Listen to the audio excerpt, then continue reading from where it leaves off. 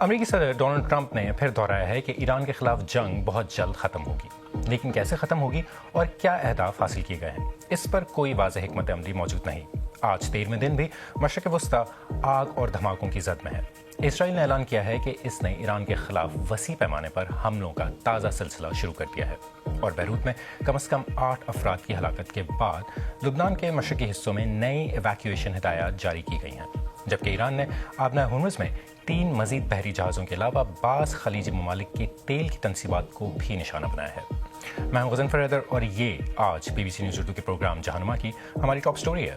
اس کے علاوہ پروگرام میں دیکھیے گا دنیا کے درجنوں ممالک کا ہنگامی ذخائر سے ریکارڈ مقدار میں تیل جاری کرنے پر اتفاق تاکہ تیل کی بڑھتی قیمت کو روکا جا سکے، اور دیکھیے گا ایران کی سرحد کے قریب ایک کرد مسلح گروپ کے بارے میں خصوصی رپورٹ جو ایران سے علیحدگی کے لیے برسر پیکار ہے۔ ایران کے خلاف امریکہ اور اسرائیل کی جنگ امریکی صدر ٹرمپ کے دعووں کے برعکس شدت سے جاری ہے۔ جنگ کے 13ویں دن بھی ایران نے خلیج میں 3 مزید بحری جہازوں کو نشانہ بنایا ہے۔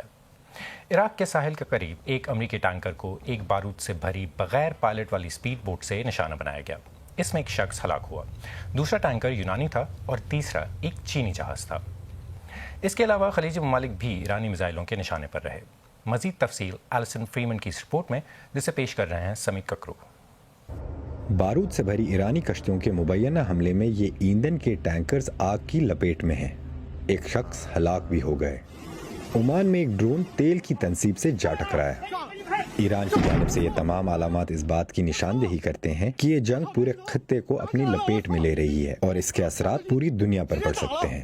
آبنائے ہرمز عملی طور پر بند ہو چکی ہے۔ زیادہ تر جہازوں نے ایران کے ساحل کے قریب اس تنگ گزرگاہ سے گزرنے کا خطرہ مول لینے کے بجائے لنگر ڈال دیے ہیں۔ متحدہ عرب امارات میں رس الخیمہ کے ساحل پر ان بحری جہازوں کی قطاریں لگی ہوئی ہیں۔ جیسا کہ آپ یہاں دائیں طرف دیکھ سکتے ہیں، پچھلے سال اس وقت کے مقابلے میں اب ٹریفک نہ ہونے کے برابر ہے۔ دنیا کے تیل کا تقریباً 5واں حصہ یہاں سے گزرتا ہے، اور اس کے نتائج یہ ہیں کہ قیمتوں میں شدید اتار چڑھاؤ دیکھا جا رہا ہے۔ مارکیٹ کو پرسکون کرنے کے لیے انٹرنیشنل انرجی ایجنسی اپنے ہنگامی ذخائر سے 40 کروڑ بیرل تیل جاری کر رہی ہے۔ اس کا تقریباً آدھا حصہ امریکہ سے آئے گا، لیکن ڈونلڈ ٹرمپ پر امید ہے کہ تیل کی نقل و حرکت دوبارہ شروع ہو جائے گی۔ ہم آبناؤں پر گہری نظر رکھے ہوئے ہیں۔ آبناؤں کی صورتحال بہتر ہے۔ ہم نے ان کی تمام کشتیاں تباہ کر دی ہیں۔ ان کے پاس کچھ میزائل ہیں لیکن بہت زیادہ نہیں۔ میرا خیال ہے ہم بہت اچھی پوزیشن میں ہیں۔ اصل بات یہ ہے کہ ہمیں یہ جیتنا ہے۔ وہ اسے جلدی جیت لیں گے، لیکن جیتیں گے۔ میں ابھی کچھ خبریں دیکھ رہا ہوں۔ زیادہ تر لوگ کہتے ہیں کہ یہ جنگ پہلے ہی جیتی جا چکی ہے۔ یہ صرف وقت کی بات ہے۔ ہم کب رکیں گے؟ قیمت صرف معاشی نہیں ہے۔ جنگ کے آغاز سے اب تک تقریباً 2000 افراد ہلاک ہو چکے ہیں، جن میں زیادہ تر ایران اور یہاں لبنان میں ہیں۔ رات گئے اسرائیل نے بیروت میں حملے کیے۔ ان کا کہنا ہے کہ حزب اللہ کے جنگجوؤں کو نشانہ بنایا گیا۔ جواب، شمالی اسرائیل میں راکٹ فائر۔ سب سے مہلک حملوں میں سے ایک جنگ کے پہلے دن ہوا تھا۔ ایران کا کہنا ہے کہ ایک اسکول پر امریکی حملے میں 100 سے زیادہ بچوں سمیت 168 افراد ہلاک ہوئے۔ اب ڈیموکریٹک قانون ساز پینٹاگن سے جواب مانگ رہے ہیں، لیکن امریکی سینٹرل کمانڈ کے سابق کمانڈر نے اشارہ دیا ہے کہ شاید ایران سچ بول رہا ہے۔ میرا خیال ہے کہ شاید ہم ہی اس کے ذمہ دار تھے۔ اس جنگ میں ہم وہ واحد لوگ ہیں جن کے پاس ٹوماہاک میزائل ہیں، اور ایسا معلوم ہوتا ہے کہ شاید ڈیٹا پرانا تھا۔ یہ مخصوص عمارت ایرانی بحریہ کے ایک بڑے کمپاؤنڈ کا حصہ تھی اور اس سے کچھ سال پہلے الگ کر دیا گیا تھا۔ صدر ٹرمپ نے ثبوت فراہم کیے بغیر حملے کا الزام ایران پر لگایا ہے، اور امریکہ کا کہنا ہے کہ وہ تحقیقات کر رہے ہیں۔ جیسے کہ یہ تحقیقات جاری ہیں، جنگ بھی جاری ہے، اور ابھی تک اس بات کا کوئی اشارہ نہیں آیا کہ یہ کب رکے گی۔ اور اسرائیلی فوج کا اب کہنا ہے کہ اس نے گزشتہ دنوں میں کیے گئے حملوں کے دوران تہران میں تالقان نامی ایٹمی ہتھیار کے کمپاؤنڈ کو نشانہ بنایا۔ اسرائیل کا یہ بھی کہنا ہے کہ وہ ایران میں حکومت کے بنیادی ڈھانچے کو نشانہ بنا رہا ہے، جس میں بینک اور شہروں میں قائم سیکیورٹی چیک پوائنٹس بھی شامل ہیں۔ BBC کی فارسی سروس کے پرہام قبادی نے بتایا کہ یہ سب جنگ کے لیے کیسے اہم ثابت ہو سکتا ہے۔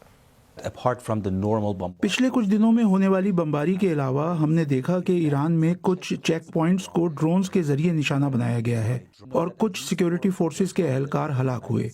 یہ ظاہر کرتا ہے کہ نہ صرف فوجی اثاثوں کو نشانہ بنایا جا رہا ہے بلکہ ایران کے اندرونی سیکیورٹی کے اسٹرکچر کو بھی نشانہ بنایا جا رہا ہے، اور یہ اس طرف لے جا سکتا ہے جس کی بظاہر اسرائیلی اور امریکی امید کر رہے ہیں کہ ان میں سے کچھ سپاہی، ان میں سے کچھ سیکیورٹی اہلکار منحرف ہو جائیں اور وہ ایرانی مظاہرین کے سڑکوں پر نکلنے کی راہ ہموار کریں۔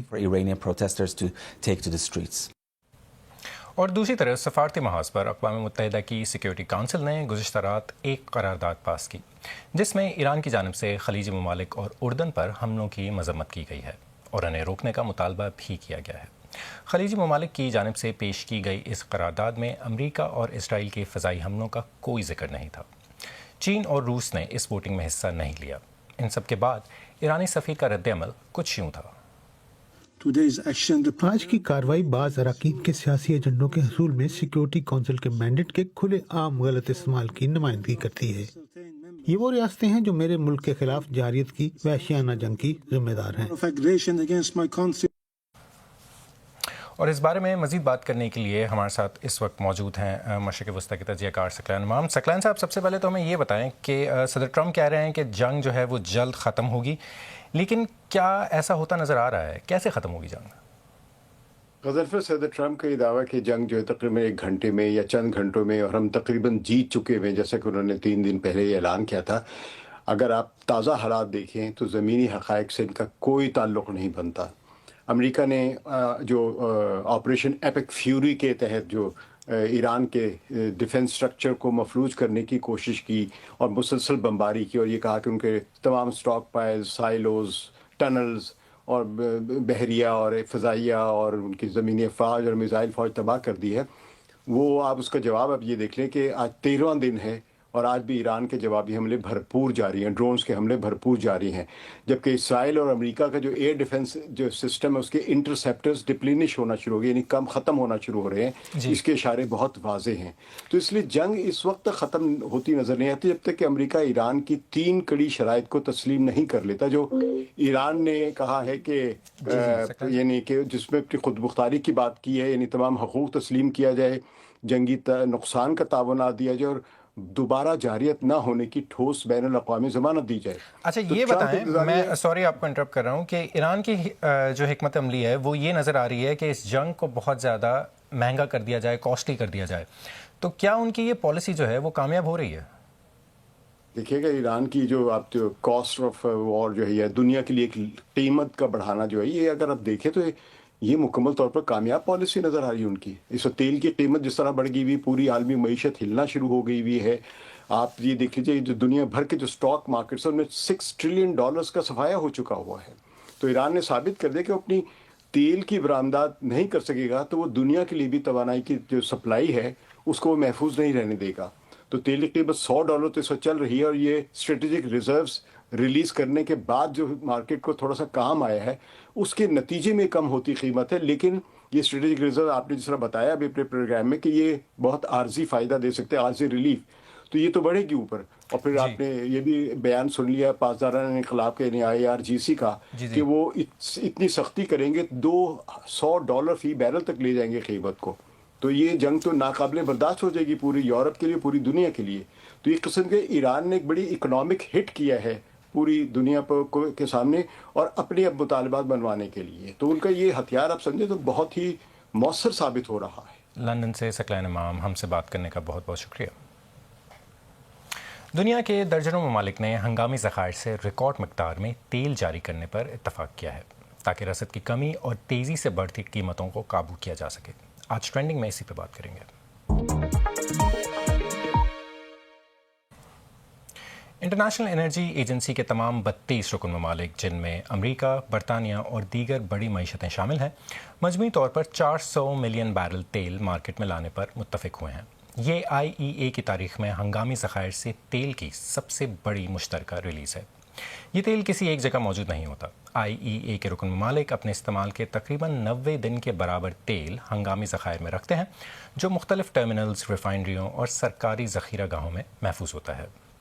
جنگ کے آغاز کے بعد عالمی منڈی میں تیل کی قیمت تقریباً 1/4 بڑھ چکی ہے۔ ماہرین کے مطابق یہ اقدام وقتی ریلیف تو دے سکتا ہے، لیکن 400 ملین بیرل تیل عالمی طلب کے مقابلے میں صرف چند دنوں کی سپلائی کے برابر ہے۔ اس لیے طویل مدتی حل کے لیے پیداوار اور ترسیل کی بحالی دونوں ضروری ہوں گی۔ میں ہوں غضنفر حیدر اور آپ دیکھ رہے ہیں BBC نیوز اردو کا پروگرام جہانما، اور اب ایک نظر ڈالتے ہیں دیگر اہم عالمی خبروں پر۔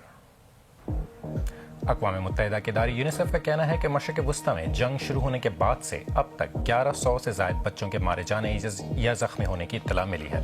ادارے کے مطابق ان میں سے تقریباً 200 بچے ایران میں اور 91 لبنان میں ہلاک ہوئے ہیں۔ یونیسیف نے تمام فریقین سے مطالبہ کیا ہے کہ وہ عام شہریوں کو نقصان پہنچانے سے گریز کریں۔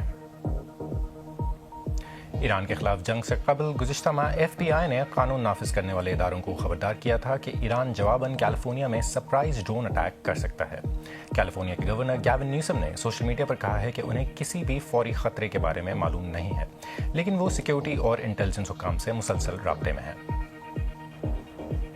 روس کی ایک عدالت نے ماسکو کے قریب کانسرٹ ہال پر حملے کے جرم میں 4 افراد کو عمر قید کی سزا سنائی ہے۔ 2 سال پہلے ہونے والے اس حملے میں 149 افراد ہلاک اور سینکڑوں زخمی ہوئے تھے۔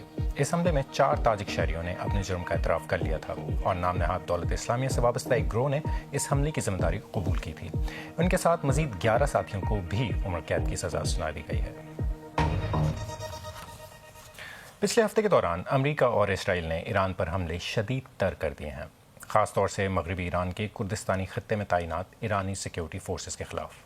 یہ خبریں بھی گردش کر رہی ہیں کہ امریکہ CIA ایران کے خلاف جنگ اور حکومت گرانے میں مدد دینے کے لیے کرد باغیوں کو مسلح کرنے پر غور کر رہی ہے۔ ایرانی سرحد پر قائم ایرانی کرد مسلح گروہوں کے خفیہ ٹھکانوں سے BBC کے نامہ نگار جیار گول کی رپورٹ، جو پیش کر رہے ہیں عمر افریدی۔ ایران عراق بارڈر پر واقع ان دور افتادہ پہاڑوں تک ایک طویل سفر۔ ہم ایرانی کردستان کے اس علاقے میں آئے ہیں جہاں پر ایرانی کرد جنگجو کئی دہائیوں سے آباد ہیں۔ میں یہاں کردستان فری لائف پارٹی یا پیجیک کے ارکان سے ملنے آیا ہوں۔ یہاں سے زیادہ دور نہیں، سرحد کے اس پار ایرانی سیکیورٹی فورسز پر امریکی اور اسرائیلی حملوں میں شدت آ رہی ہے۔ یہاں موجود یہ جنگجو چاق و چوبند ہیں۔ یہ ایران عراق سرحد پر چٹانوں کو گہرائی تک کاٹ کر بنائے گئے سرنگوں کے نیٹ ورک میں سے ایک ہے۔ اس پورے علاقے میں ایسی سرنگیں پھیلی ہوئی ہیں۔ پیجیک کے جنگجوؤں کی بنائی ہوئی یہ سرنگیں ایک دوسرے سے ملی ہوئی ہیں۔ سرحد پر ہزاروں کرد جنگجو پیش قدمی کے لیے تیار ہیں۔ بہت سے پیجیک جنگجو شام اور عراق میں دولت اسلامیہ کے شدت پسندوں کے خلاف لڑنے کا تجربہ رکھتے ہیں۔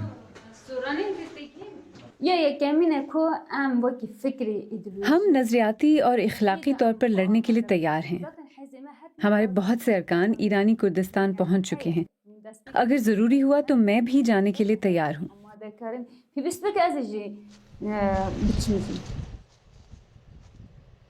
گزشتہ 2 ہفتے سے یہاں لوگ یہ جاننے کا انتظار کر رہے ہیں کہ کیا کرد جنگجو اپنے مقصد کے لیے ایران کے خلاف امریکی اور اسرائیلی جنگ میں شریک ہوں گے۔ پیجیک کے کئی ارکان شام میں دولت اسلامیہ کے خلاف امریکی سرکردگی میں قائم اتحاد کے شانہ بشانہ لڑتے ہوئے مارے گئے تھے۔ ہمیں ابھی تک ہتھیار یا نقل و حمل کے لیے کسی طرح کی سپورٹ نہیں ملی ہے۔ امریکی حکومت سے ہم رابطے میں ہیں، مگر بین الاقوامی اتحاد خصوصاً امریکہ نے جس طرح شامی کردوں کو چھوڑا، اس سے ہم لوگوں میں شکوک اور تشویش پیدا ہو گئی ہے۔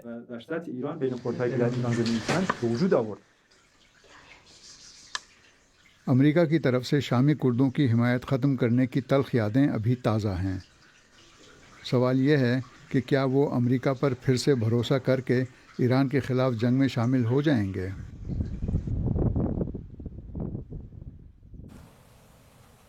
اسپین میں کی گئی ایک تحقیق سے پتہ چلا ہے کہ دوران حمل نہ صرف خواتین کے جسم میں بلکہ دماغ میں بھی تبدیلیاں ہوتی ہیں۔ ویسے تو عورتوں کے اندر بیبی برین یعنی شیخ اور دماغ والی بات سچ ہے، مگر یہ پریشانی کی بات بالکل نہیں، کیونکہ دماغ کے خلیوں میں پیدا ہونے والی یہ تبدیلی ان میں ممتا کی نشوونما کرتی ہے۔ یہ سٹوری BBC نیوز کی ہیلتھ رپورٹر سمیتھا مینسٹ نے کور کی ہے اور اسے پیش کر رہی ہیں ختیجہ عارف۔ حمل کے دوران جسم کے تقریباً ہر حصے میں تبدیلیاں واقع ہوتی ہیں. یہ دماغ پر کس طرح سے اثر انداز ہوتا ہے اس بارے میں زیادہ معلومات دستیاب نہیں ہیں. اب اسپین میں سائنسدانوں نے 127 عورتوں کے دماغ حمل سے پہلے, حمل کے دوران اور بچے کی پیدائش کے بعد اسکین کیے ہیں. اس تحقیق کے دوران ہم نے دیکھا کہ دوران حمل خواتین کے دماغ میں نمایاں تبدیلیاں آئیں اور یہ عمل مسلسل جاری رہا. تو یہاں میں دیکھ رہی ہوں کہ دماغ کے سرمئی مادے کے گرد سرخ لائن ہے اور سفید مادے کے گرد نیلی لکیر ہے, اور آپ اس سرمئی حصے کا مطالعہ کر رہی ہیں. دماغ کا یہ سرمئی حصہ یعنی گرے میٹر اعصاب سے بھرپور ایک تہ ہے جس کا کام بہت اہم ہے. یہ معلومات, جذبات اور احساس ہمدردی کی درجہ بندی کرتی ہے. جب انہوں نے نتائج کے اوسط کو ایک گراف میں ڈالا تو کچھ ایسا خاکہ بنا. عورتیں جو حاملہ نہیں تھیں ان کا گرے میٹر خاصی حد تک یکساں رہا, لیکن حاملہ خواتین کے دماغ کی اس تہ میں 5% کمی دیکھنے میں آئی جو بعد میں خود بخود پوری ہو گئی.